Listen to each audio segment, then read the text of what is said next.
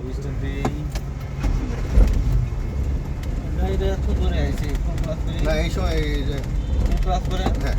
ডান একটু চাপ দিয়ে হালকা করে এটা ছেড়ে দেবো একবারে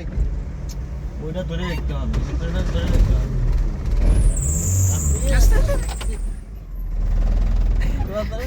কি ব্যাপার? তৃতীয় দিন এসে এই অবস্থা কেন? এরকম করলে তো গাড়ি চালানো যাবে না ডান পা একটু ধরেন ডান পা ধরেন অল্প অল্প অল্প করে করবেন বামটা ছেড়ে দেবো না থাকবে অল্প ধরে রাখেন ওটা ছেড়ে দেন অল্প করে ছেড়ে